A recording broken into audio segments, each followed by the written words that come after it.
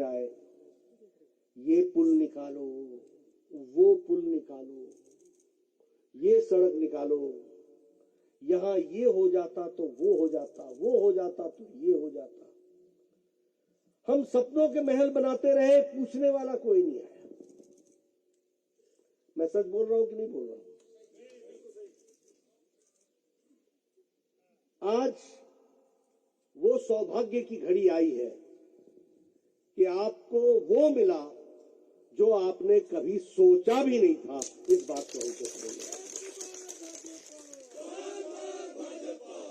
कभी कल्पना नहीं की थी।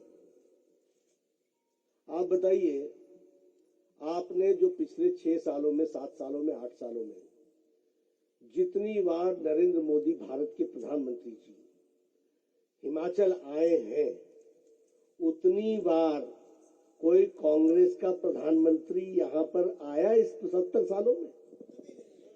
आया? ये हमको बताता है कि उनके निगाहों में हिमाचल क्या था और मोदी जी की निगाहों में हिमाचल क्या है। इस बात को हमको समझना है। ये चुनाव आपके हकों की रक्षा का खुद का चुनाव है, ये हमको याद रखना।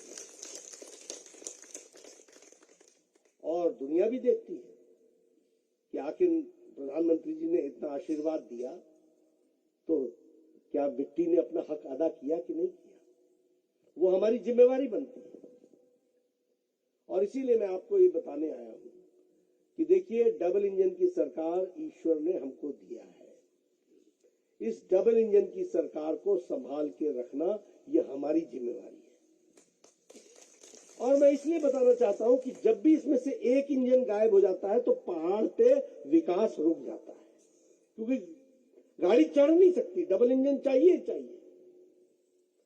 और मैं इसके भी आपको उदाहरण देना चाहूंगा। अटल जी ने आपको इकोनॉमिक पैकेज दिया, आर्थिक, जो ये बद्दी है ना नालागढ़, यहां जो फैक्ट्रियां लगी हैं ऐसी नहीं लग गई। मुंबई से, गुजरात से, महाराष्ट्र से उठ करके लोग यहां बद्दी और नालागढ़ में ऐसे ही नहीं आ गए। टैक्स में छूट दी गई, सस्ते में जमीन दी गई, व्यवस्थाएं की गई और अटल जी ने आर्थिक पैकेज दे करके यहां पर बद्दी और नालागढ़ बसाया।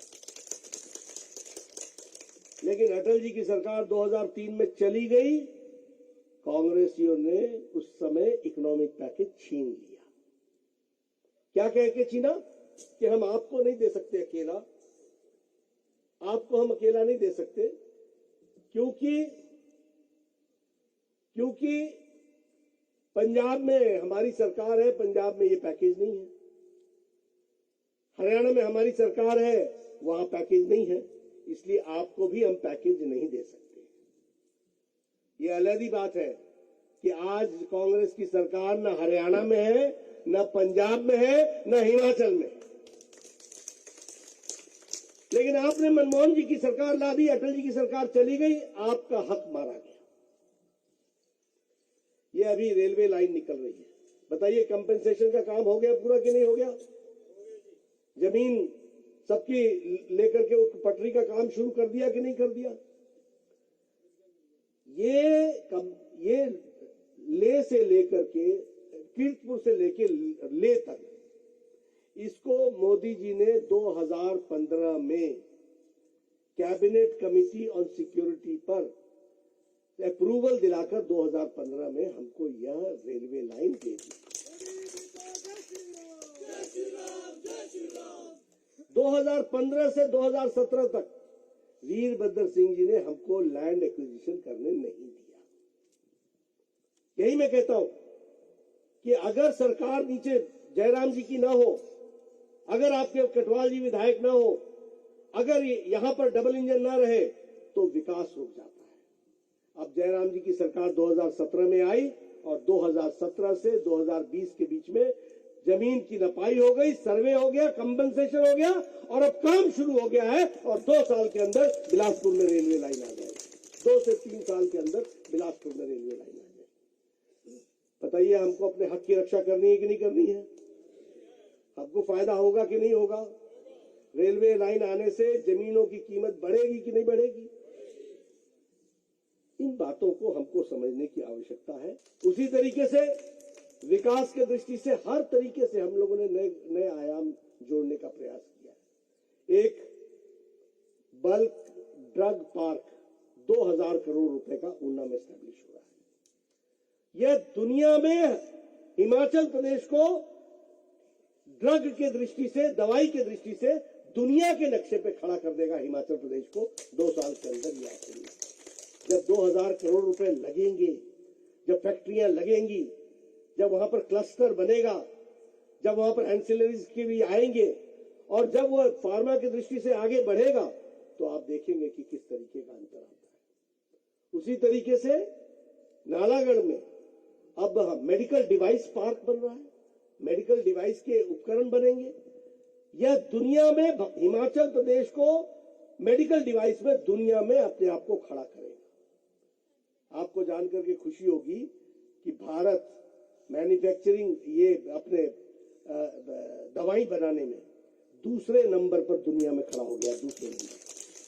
और जब नालागढ़ में और ऊना में जब इसकी सपोर्ट सिस्टम यहां पर खड़ा होगा तो हिमाचल प्रदेश दुनिया के नक्शे पर स्थापित हो जाएगा। इसको भी आपको याद रखना चाहिए। एक इंडियन इंस्टीट्यूट ऑफ मैनेजमेंट, एक Indian institute of information and technology, ये सब आपने नाम कहां सुने थे?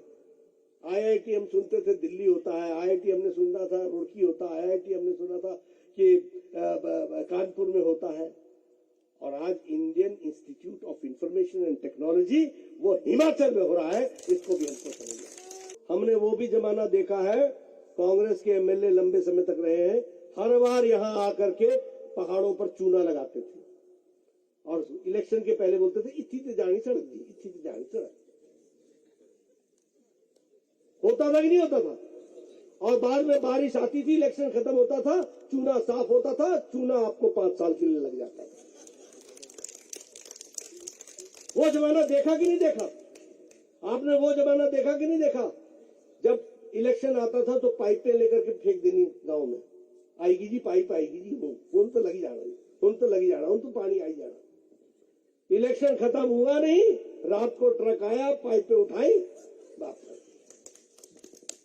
आज घर घर नलका लगाने की योजना चल रही है, हर घर नलका। यह है मोदी जी की योजना। हमारे चैनल को लाइक, शेयर और सब्सक्राइब जरूर करें और नई अपडेट्स के लिए बेल आइकन दबाना ना भूलें।